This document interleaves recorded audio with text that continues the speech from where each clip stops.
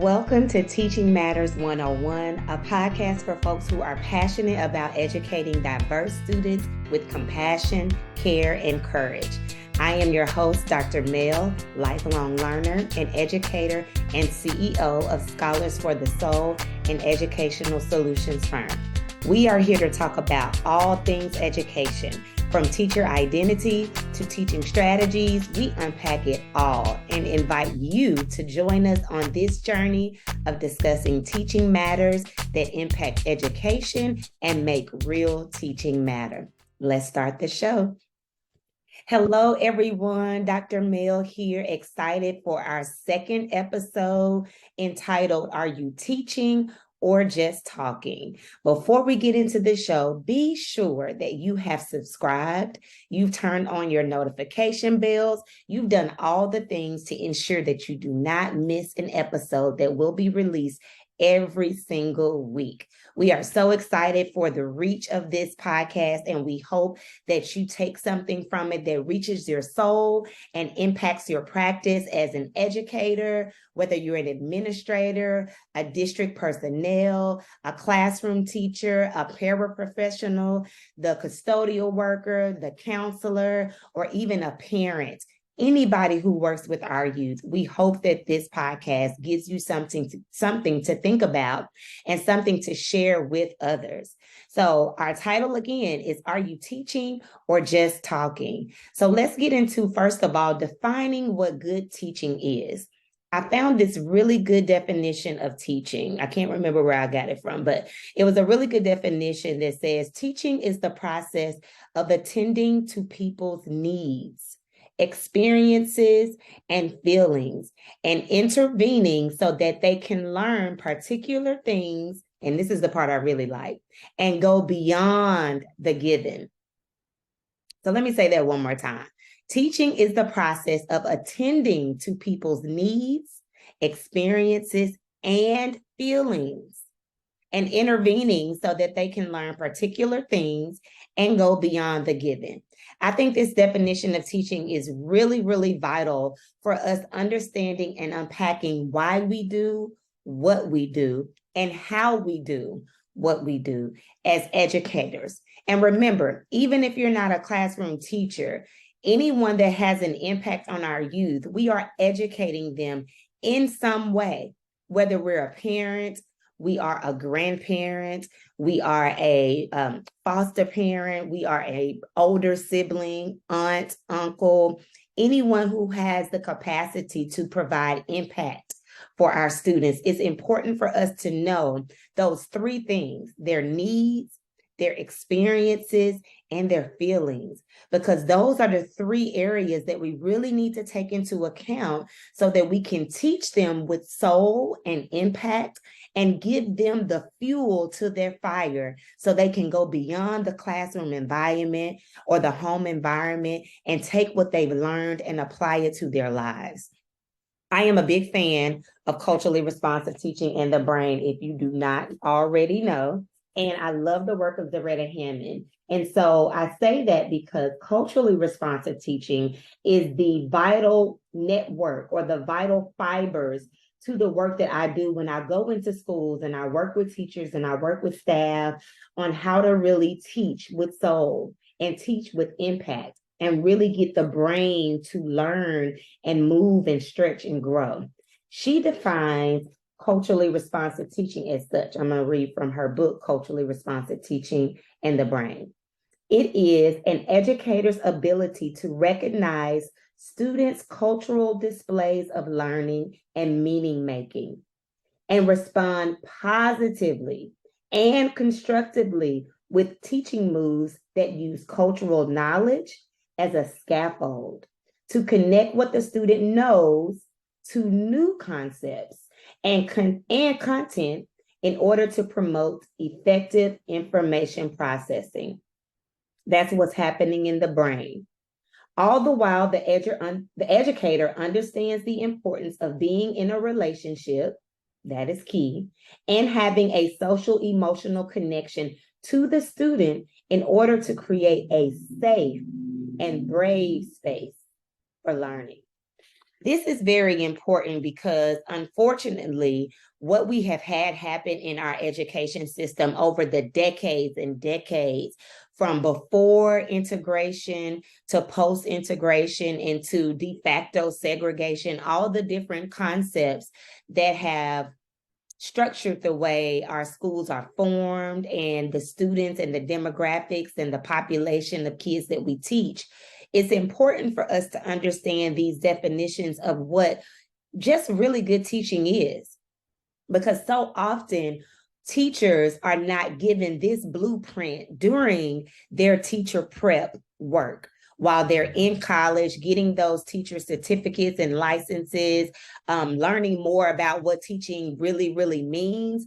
We tend to have a tradition where we are missing the fact that you are going to have a diverse group of students in front of you most often. And so what happens is we get a lot of teachers who are in this beautiful fantasy land of undergrad teacher prep programs where they are not faced with the reality of what our students are facing outside of the classroom that directly impacts how they engage inside of the classroom. So while we have good intentions, like the good sis Dina Simmons says, our intention does not always equal our impact. So I believe that most teachers who get in front of their students have an intention to teach. But when we understand teaching as a way to attend to their needs, their experiences, and their feelings, we can make that intention meet impact.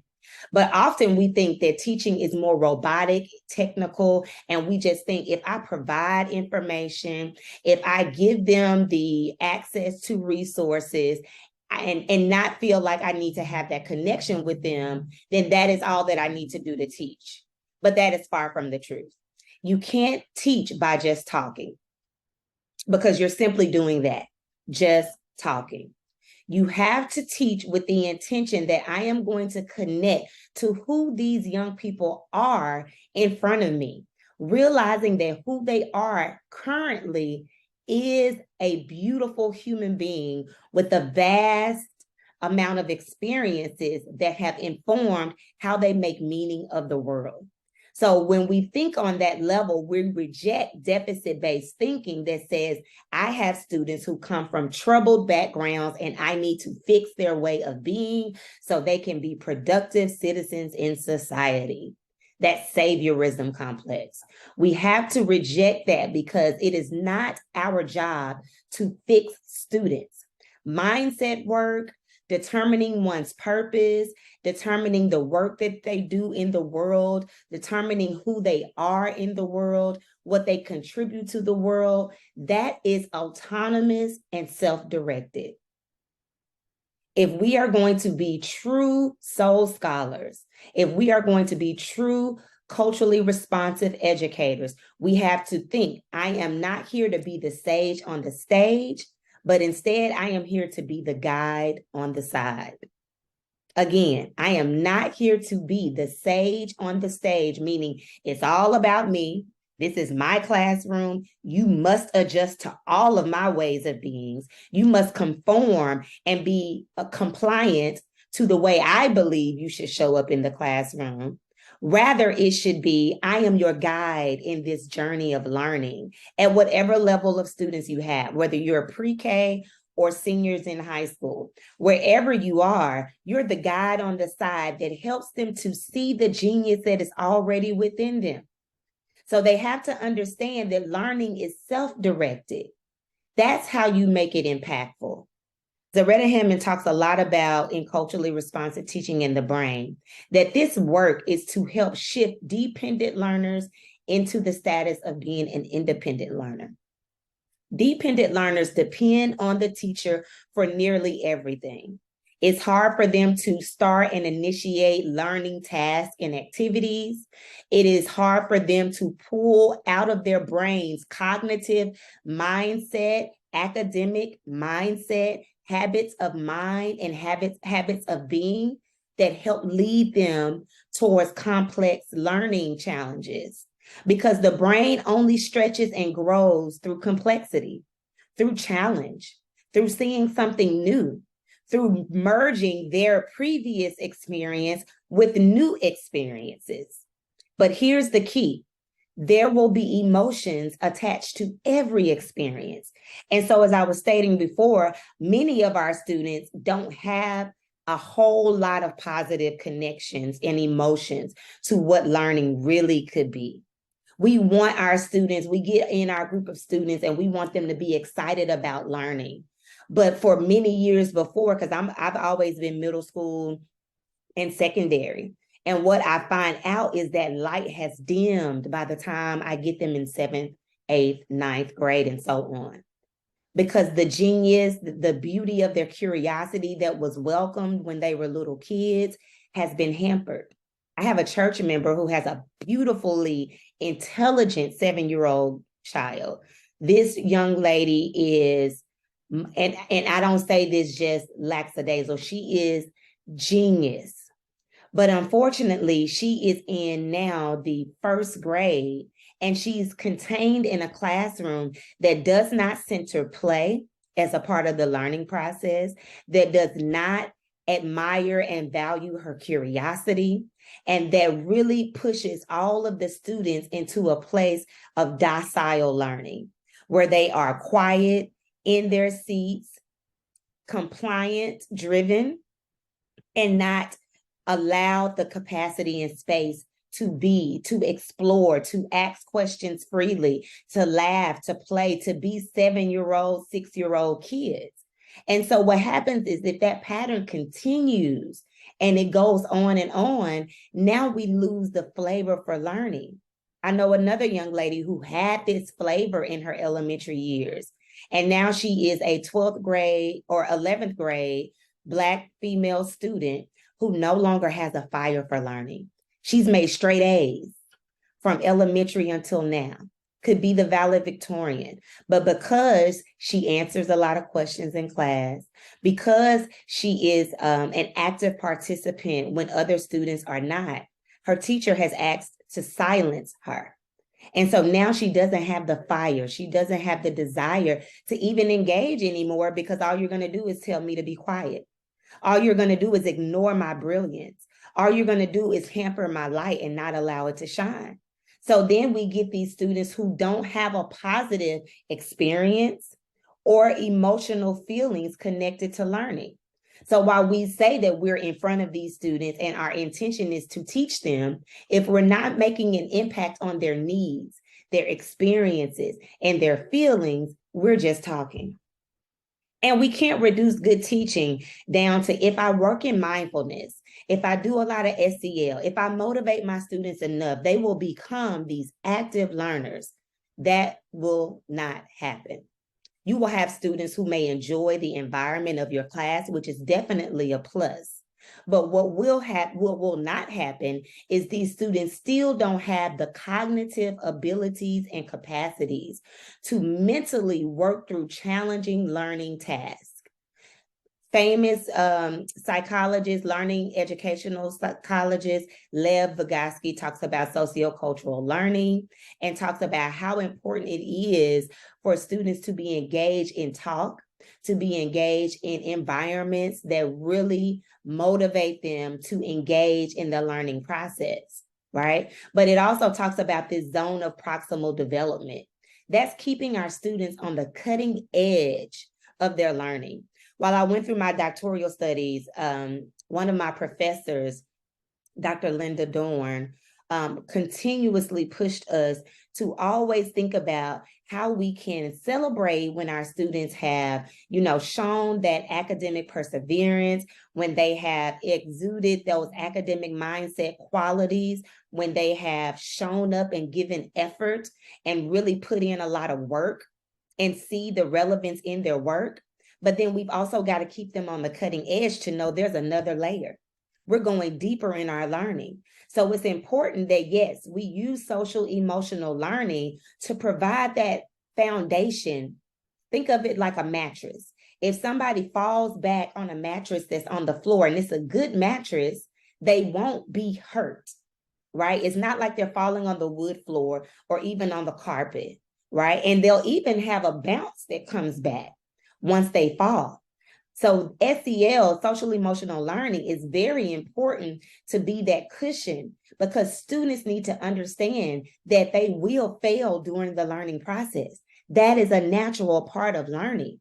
Our job as educators is to teach them how their errors are indicators of where they need to grow, and then to give them tools to help them see what they need to use in order to help facilitate or to mitigate those errors, right? Because there will be stress when you're learning, but we want the healthy kind of stress, right? The stress that teaches them how to maneuver through challenge and not tap out, not be so frustrated that they don't want to endure. So we have to get into teaching and not talking. Teaching requires us to understand how the brain processes information. And I'm not going to go into a lot of brain science today, but I will say this. In order for us to really enact the neocortex, that front region of the brain that allows students to be creative, they are able to imagine, think critically, solve problems. We want those kind of behaviors, but we've got to first get past that sneaky dog called the amygdala. The amygdala is the safety threat detection center. Students are going to perceive your educational environment, content, and engagement as either a threat or an opportunity. So we have to first set up an environment that has a sense of radical belonging. It goes against and rejects the deficit framework that has traditionally been set up for our Black and Brown students. So what does that look like? That looks like passing students along, grade after grade, quarter after quarter, knowing that they're not learning, instead of providing that strategic and responsive teaching that really targets where they are and builds them up, because we know how to teach according to brain science. Another part of deficit framework is dismissing even harmful behaviors, because we don't want to hurt our students' feelings. We don't want to write them up. We don't want to penalize them for their behavior. So instead of giving them tools and working with them strategically to build a restorative community, we just allow students' harmful behaviors to exist. There's another good sis, Deidre Fogarty with Black Girl Teach. She calls this the other school to prison pipeline. Because what happens is, without addressing harmful behaviors that our students are engaging with, without forming relationships with our students that allow us to tap into their souls, provide them with the resources they need, whether it's tier 1, meaning I'm cultivating a restorative environment in the class where we talk about emotions, we talk about behaviors, we set up agreements, we work through these tier 1 basic strategies, or moving to tier 2 and tier 3, where maybe the students need more small group intensive work on their behaviors, on their emotions. Maybe they need a therapist that we're bringing in to help them work through some of their more traumatic experiences. Wherever our tiered strategies and plans are, we're doing these things and not dismissing their behaviors in a guise of helping our students, right? And then if we're also working against this deficit framework, we're creating space where our lessons tap into their funds of knowledge. But that means we got to know who our kids are, and that takes relationship building. And relationship building is not just something you do at the beginning of the school year. It's a year-long journey. It takes conversations. It takes graceful listening. And let me break down graceful listening. Zaretta Hammond talks about this in the book. I'm telling y'all, if you don't have culturally responsive teaching in the brain and somebody to work through this book with you and really go through what these things mean and how to enact them and put them in practice, you're missing out. So that's a plug for Zaretta Hammond to get that book, Culturally Responsive Teaching in the Brain. But she talks about graceful listening. I call it also soulful listening. So there are no interruptions or distractions. I know there are millions of things to do as teachers. I know I've been in the classroom for more than 10 years. I've been in education for 15. I know that there are a lot of things to do. But if we are trying to connect with our students, we have to be in a space where we can at least take 5 minutes of no interruptions, no distractions. We listen to our students. We talk to them about non-academic concerns. We just ask them about who they are. What do you do outside of this class? What do you do outside of this school building? Who are you in your church, in your community center, in your Little League team, in your cheer squad, in your Boy Scouts or Girl Scouts? We talk to them about those things. Who are you in your family? What's going on at home, right? And we don't place judgment. And that is something that is hard to do, because some things that they tell us, we know these students are taking risks, especially when we're talking about adolescents. I watched the Netflix documentary, Mind Matters, and they have several episodes. And I suggest anybody working with adolescents, our preteens and our teenagers. Episode 2, I believe, is the one that talks about the mind of an adolescent. And one way that their brain is wired. I know we think what they do is crazy. I know it's just something that it never makes any sense. But their brain is wired to take risks and to seek the approval of their peers, which makes them want to take more risk when they see people watching on social media, when they're outside in a confrontation and they feel like they need to fight. And then you talk to them and find out they didn't even want to fight, but there was so much peer pressure. That's a real thing. And you can tell them don't succumb to the peer pressure all day long, but the brain wants that validation. So you got to be in a space when you're soulfully listening with grace. You don't have any judgment. You suspend it. So that means you watch your body language. You watch those facial expressions. I know that's hard for some of us, but you be very, very aware of how you're showing up in your body. And you listen with your heart and soul. Listen with your heart and your soul. Listen to their emotions and try to think about what those emotions are communicating. Don't assume and don't come to a whole narrative, because you can ask the students afterwards, I hear you saying this. Does that mean you are feeling this way? I hear you saying that this happened and it made you feel angry. But are you really sad and disappointed that that person didn't show up for you too?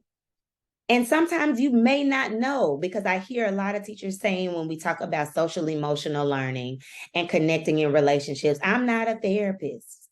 We didn't need you to be a therapist. We don't need you to be that. We need you to be a human who listens and empathizes with your students. So if there are things that you are hearing and you don't know how to make meaning of it, reach out to your counselor, your social worker, talk to somebody, talk to your own therapist, because there is a thing called post-secondary post-secondary traumatic disorder, or some type of, what I'm getting to is that there is an onset of stress that can come up on those who take on the stress of others. When you're listening and in relationships with people who are dealing with trauma or dealing with really heavily stressed environments and situations, and they bring those things to you, if you don't know how to process it, that stress can have an impact on you as well. So I encourage educators, especially those who may be working in areas where there are high poverty rates, where there's a lot of trauma going on with your students, you need somebody to talk to as well. You need therapeutic environments as well, right? To unleash and really unpack these things so you're not carrying all of this on your back. Because the point of all of this, having these relationships, having these conversations, listening to your students, building trust with them in meaningful and healthy relationships, this is going to be the fuel so that you can actually teach and not just be up there talking. I hope you all enjoyed this episode where we're talking about, were you just, or are you just talking, or are you really teaching? So thank you for listening to the Teaching Matters 101 podcast, a brave space to discuss teaching matters through the belief that good, soulful teaching really does matter. Thank you for listening, and tune in next week for our next episode. Don't forget to subscribe and leave us a review. Give us a rating and share this podcast with someone who could use it. Talk to you next time.